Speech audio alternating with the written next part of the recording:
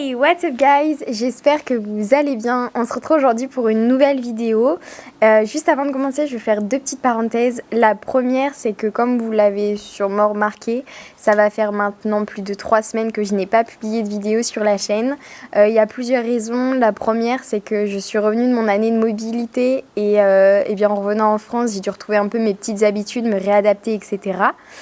Et la deuxième raison, c'est que j'ai commencé ma saison estivale le 5 juin dernier et du coup mes journées ont été pas mal prises, ce qui fait que quand j'avais une journée de repos, honnêtement c'est pas le montage vidéo qui venait en première idée, si vous voyez ce que je veux dire.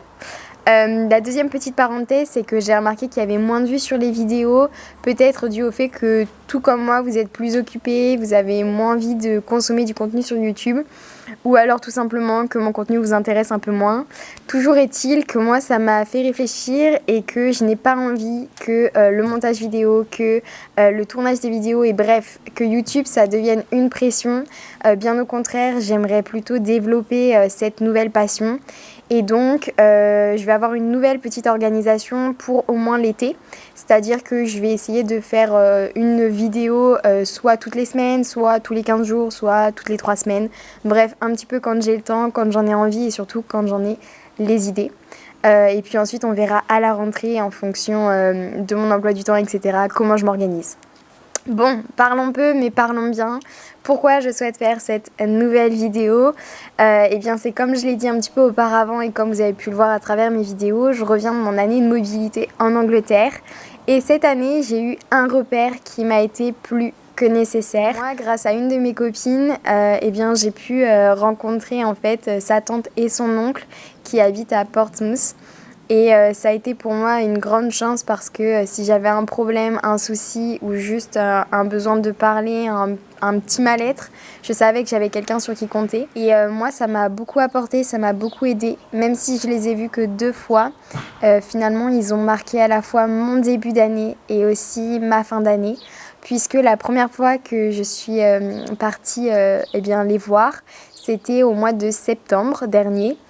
Et ça a marqué le début de tous mes voyages en Angleterre, puisqu'ils m'ont fait la surprise de m'emmener à l'île de Wight.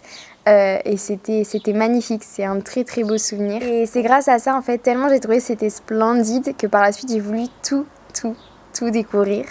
Bon, j'ai pas pu tout découvrir, mais mine de rien, par la suite j'ai pas mal voyagé. Et j'avoue que ça a été un petit peu mon point de départ.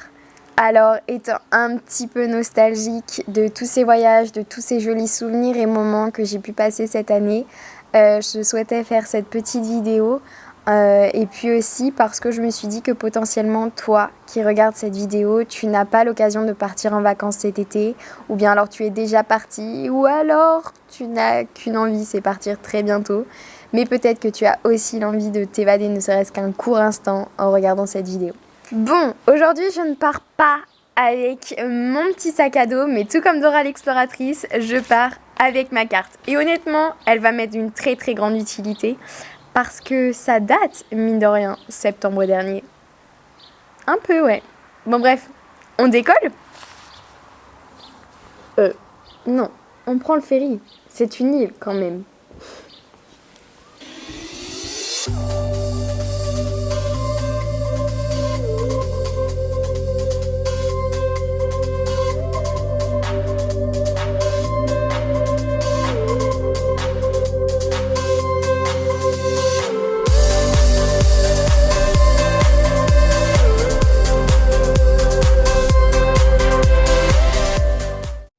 Donc, pour vous expliquer un petit peu le trajet, on est parti de Portsmouth le matin en ferry, puis ensuite donc on a fait cette traversée pour arriver quelques minutes plus tard à Fishbone, et ensuite donc on a fait tout ça en van, on est passé par Newport pour ensuite continuer et atterrir avec notre premier stop à Godshaw.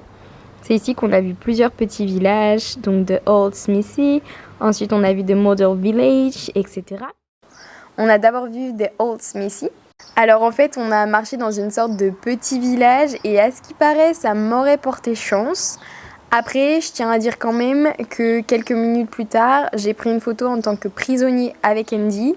Donc honnêtement, faut pas faire de conclusion trop hâtive. Nous avons ensuite visité un petit village qui s'appelle The Model Village. C'est un mini, mais pas si mini village que ça. Je m'explique. Tout est immense, mais tout est petit.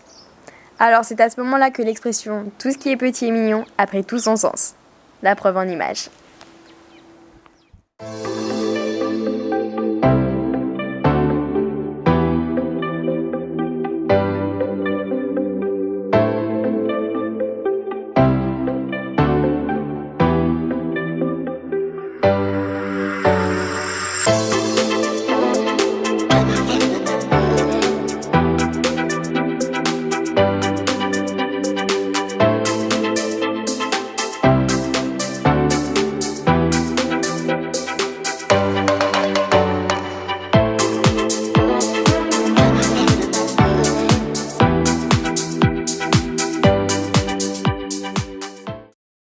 Ensuite, on a repris le van et on est allé en direction de Chongqing, voir une plage plutôt sympa, lieu aussi où on a mangé, où on a profité du soleil et aussi lieu où je me suis fait arnaquer.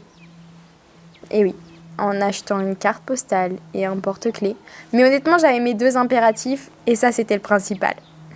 Ensuite, on a continué notre chemin et on est passé dans une petite boutique de Noël et la vendeuse était adorable.